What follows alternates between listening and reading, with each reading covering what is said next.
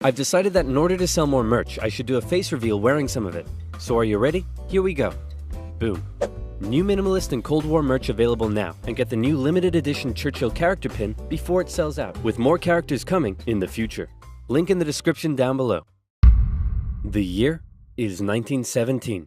Fighting rages on the Eastern Front of the First World War. Both Germany and Russia are on the brink of collapse. Soldier, I need you to bring me this man. Got it. Found him, sir. What? No, not Lenin. Lenin, the Russian communist. What? Why would I need a beetle? Lenin, the Russian communist. He was exiled to Switzerland. You know what? I'll do it myself.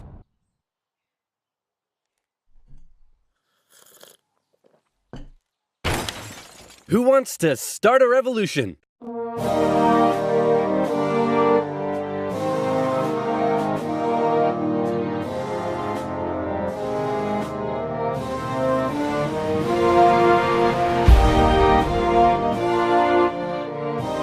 The Germans put Lenin on a train and sent him all the way back to Russia, hoping he and his mates would create an internal crisis. And create an internal crisis they did. The government was overthrown, and Lenin was in charge. He immediately pulled out of the First World War, made the country communist, started a 3-year-long civil war, got shot, broke the economy, caused a famine, and then he died. On his deathbed he said, "Hey man, tell whoever's in charge of giving people jobs not to let that jerk Stalin become the next leader." By the way, who did I put in charge of giving people jobs? That would be Stalin, sir. Stalin was a rising force in the Communist Party. He still had some opponents, but conveniently, all of them were arrested or disappeared. So that was lucky. And so Stalin took over. He implemented his 5-year plans, which transformed the country from an agriculture-based economy to an industrial one. And like Lenin before him, he reigned with terror. Anyone who dared criticize or oppose him would either be killed or left to rot in the horrendous Soviet work camps. Then a short man with a silly mustache tried to take over the world, punched the Russians all the way to Moscow, and then the Russians, with some help from their faithful ally, the Winter, punched them all the way back to Berlin. At this point, being allies, America, the UK, and the Soviet Union were good chums. They held a couple of conferences near the end of the war to decide what would happen next. Hey Stalin, after all your trials and tribulation, you must be pretty happy to be standing here in Berlin. Tsar Alexander made it all the way to Paris. Just give me a second. Hey man, I think something's up with Stalin. I know, right? What should we do? Shall I tell him about the bomb? Yeah, tell him about the bomb. That will scare him. So, we got this crazy new big A-bomb that can destroy an entire city in one go. Yes, my spies told me already. Oh wait, I meant to act surprised. Wow, that's amazing. He already knew. How? Am I sure I want to send nuclear secrets via unsecure public coffee shop Wi-Fi? Am I ever? Dude, use a VPN. And speaking of VPNs, if, like me, you take internet safety seriously, then you need NordVPN. NordVPN hides your online activities from outside intruders, preventing anyone from stealing your personal data and stopping your service provider selling your data to advertisers. With over 5,000 servers in 62 countries, it allows you to surf the net anonymously and securely. And it's simple to use. With just a click of a button, you can connect to a server halfway across the world, even allowing you to access streaming services from that specific territory. Say, for example, you wanted to watch a certain oversimplified video that for some reason has been blocked in your country. With NordVPN, you can. It works seamlessly across PC, mobile, and tablet. Go to nordvpn.com/oversimplified to get an amazing 75% off. That's just $2.99 per month, with an additional month free for a limited time. So again, that's nordvpn.com/oversimplified, also in the description box down below. Now where were we? Oh yeah. Does the A stand for atomic or ass? Then America dropped their big A-bomb on Japan, and World War II officially came to an end. Hooray, we won! Okay, so now it's time to establish the New World Order. Stalin, you're in charge of Eastern Europe. Now, we want you to let them all hold elections. Oh yes, of course, elections. And these elections will be free and fair, right? Oh yes, certainly, free and fair. Definitely free and fair. Communist, communist, communist, communist, communist, communist.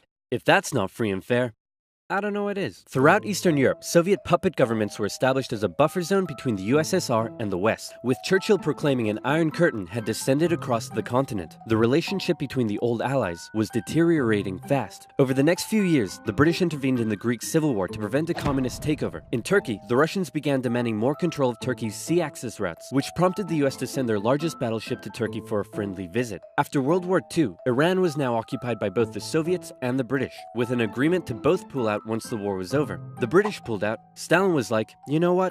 I think I might stick around. All in favor of kicking Russia out of Iran? You want to know something?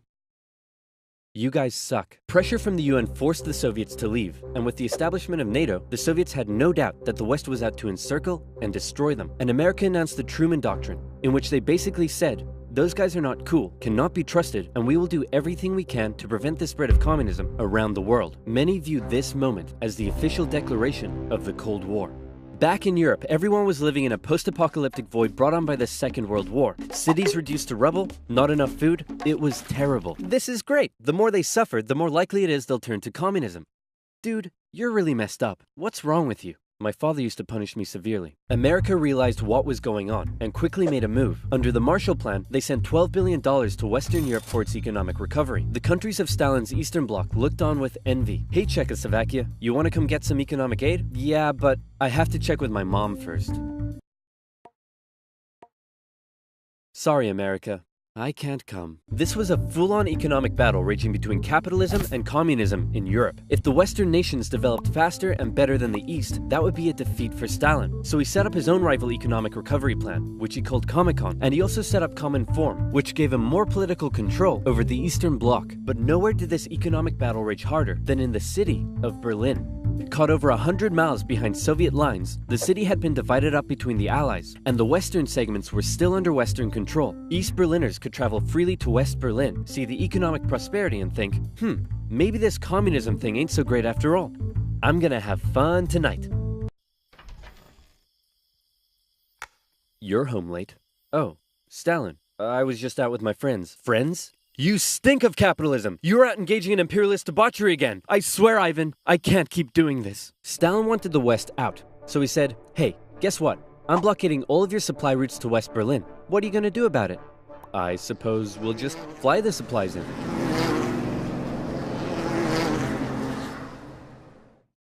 Alright, Truman. You win this round. The Berlin airlift was an incredible undertaking and a major success for the Western Allies, and Stalin ended his blockade of West Berlin. His aggressive actions worried the West, but not as much as this did.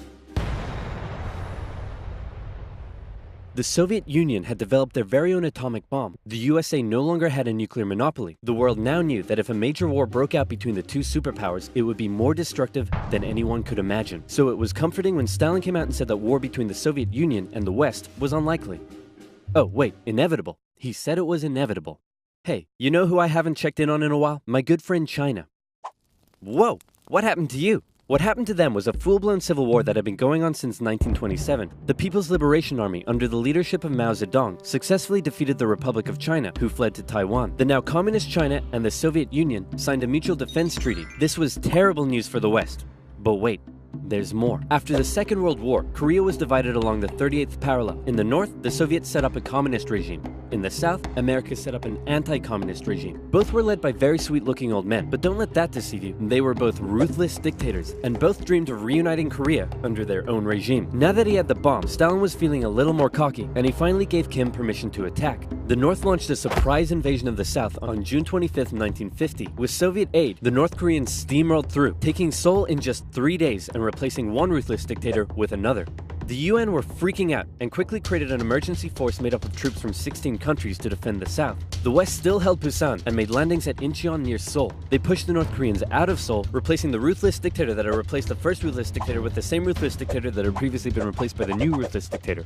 And the West then continued all the way up the Korean peninsula. At this point, China was getting worried that the UN may just keep going. The US had sent this guy to lead the operation. After winning the Pacific Theater of World War II, General Douglas MacArthur's head was big and his balls were bigger. He reassured President Truman that there was absolutely no way at all that the Chinese would ever get involved. Meanwhile, 500,000 Chinese troops were crossing into Korea. Nuke 'em. No. Nuke 'em. No. Ah, come on! You're fired. The US considered the nuclear option, but now that the Soviets also had the bomb, they didn't want to risk all-out global destruction. The communists pushed the West right back almost to the exact same spot they had all started from, and they ended up in a stalemate, where they remained until both sides finally agreed to work towards a peace settlement in 2018. Back in America, Americans decided they wanted a new president who would be tough on communism, so they elected famed World War II General Eisenhower, who was really hard to draw.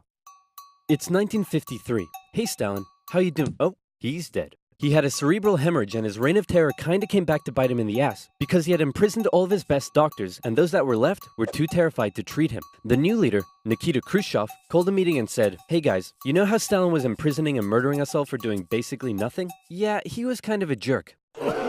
I'm really not sure how this is news to you." Khrushchev went on a campaign of de-Stalinization. Statues of Stalin were taken down, Stalingrad was renamed, and Khrushchev announced that he wanted the Soviet people to be happy and would allow greater freedom in the Soviet Union. So how did that work out? Well, an uprising in East Germany was brutally suppressed, a revolution in Hungary was brutally suppressed, and demonstrations in Poland were brutally suppressed. Although he did finally allow some mild reforms. Back in the Soviet Union, he permitted more cultural expression, but then began banning stuff based on his own personal taste. Modern art looks like a child urinated on a canvas. Banned. Jazz music sounds like the feeling of needing to fart. Banned. Your poetry is really depressing. How could anyone in the Soviet Union be depressed? You're banned. Khrushchev wanted the Soviet people to be happy, but not like that, or that, or that. Young people began enjoying abhorrent Western pop culture. Son, remove that disgusting imperialist apparel at once. Shut up, Dad. You can't tell me what to do. Well, would you look at that? Turns out he can tell me what to do. The West had initially liked the cut of Khrushchev's jib, but world events soon soured relations even more. The two sides were spying on each other a whole lot throughout the Cold War. The KGB had spies and informants in nearly every aspect of Western life and government, so much so that whenever the US tried to send spies into the Soviet Union, the KGB were usually ready to arrest them on the spot. Members of the Manhattan Project aided the Soviet Union in acquiring the bomb. Some American officials believed they were on the wrong side. I'll sell you 3 secrets for $5 million. Okay. Go ahead. The Allies are digging a tunnel under East Berlin to tap your communications. There's an American agent living at this address in Moscow, and sometimes, when I'm home alone, I like to put on my wife's dresses, sit in the corner, and cry for hours. Very interesting. In America, fear took hold during the Red Scare and the McCarthy trials. American values imploded as fear of communism collided with freedom of thought and expression, and communist kinda became a buzzword thrown around to describe anything people didn't like. Hollywood? Communist. Your next door neighbor's dog? Communist. When the grocery store cashier asks if you need a bag when you clearly can't carry 10 tubs of Baconaise in your hands, communist. But one area in particular where the US had an edge over the Soviet Union was in its espionage technology. In particular, U-2 spy planes flew across Russia carrying out surveillance from the skies. There was a nasty incident in 1960 though, when one was shot down and Khrushchev was furious. Who the hell is this? He's a high-altitude weather enthusiast who flew off course. Okay, that sounds plausible. Wait a minute! Why does he have a gun and a poison needle? Because he's a very naughty high-altitude weather enthusiast. But much to America's concern, the Soviet Union appeared to be ahead in the space race. Everyone freaked out when Russia launched the world's first satellite, and then they actually sent a man into space. Even worse, there also appeared to be a missile gap in the Soviets' favor, and Khrushchev was so confident that he even allowed the US to set up a technology exhibit in Moscow, attended by a certain Vice President Richard Nixon. Check this out, we have color TV. Yes, but we've been to space and can obliterate you with our massive nuclear arsenal. Check out this vegetable peeler. Tensions increased further when both sides upgraded their atomic bombs to hydrogen bombs, and after West Germany was allowed to join NATO in 1955, Khrushchev set up the Defensive Warsaw Pact, strengthening the military ties between the Soviet Union and its satellite states. In 1960, Americans decided they wanted a new president who would be tough on communism, so they elected John F. Kennedy. The Soviet Union was advancing its technology, but it was also bleeding its coffers dry, and all of the money was going towards the military, not the people. Life under communism was still as hard as ever, and Berlin remained a thorn in the Soviet side. The contrast between the economically prosperous West and the struggling East was clearer day by day, and East Berliners were still able to freely travel to the West. Now, many of them were deciding to stay there. Millions defected to West Germany via West Berlin, causing Eastern factories to lose workers and taking a heavy toll on the economy. Soviet leaders decided this couldn't continue any longer. First, Khrushchev tried this: leave West Berlin, or else. Or else what? Or else, I'll be really mad at you. Yeah, no, we're gonna stay. Listen, man, West Berlin is ours, East Berlin is yours. That's just how it is. Kennedy felt pretty good about his show of American resolve. But wait a second, did you catch that? Let's replay it. East Berlin is yours. Uh-oh, Kennedy just told Khrushchev that the USA wouldn't interfere in what the Soviets did with their section of Berlin, so Khrushchev came up with a new idea. We're gonna build a wall, and it's gonna be a big, beautiful wall, and it's gonna keep out all the Mexicans. No, sir, that's wrong. It's gonna keep in the East Berliners. Oh, sorry, it's gonna keep in all the Mexicans. On August 13, 1961, Berliners woke up to find their city divided into two, with barbed wire and guards blocking the border between east and west. Over time, a wall was constructed throughout the city. Families were torn apart. Thousands would risk their lives escaping over the wall, and hundreds would die trying. To the despair of Berliners, the West were unable to do anything about it. But the wall did put on full display the failure of the communist system. As Kennedy said, "Democracy is not perfect, but we have never had to put a wall up to keep our people in." As part of the agreement between the two sides, US diplomats were still allowed to travel to East Berlin. But suddenly, East Berlin crossing guards started giving them the business, and Kennedy was like, nah. In October, the US rolled tanks up to the crossing point at Checkpoint Charlie as a show of strength. The Soviets did the same, and the two were in a standoff. They stayed like that for 16 hours, and the world braced for nuclear Armageddon. Thankfully though, Kennedy called Khrushchev directly and was like, "Hey man, this is getting way too hot. How about you back your tanks up by an inch and we'll do the same? Sounds good. Okay, how about you back your tanks up by another inch and we'll follow suit? Alright, hey, you want to do another inch?" And they both very slowly inched away from the apocalypse. Phew, let's hope that's the biggest crisis of my presidency. It wasn't.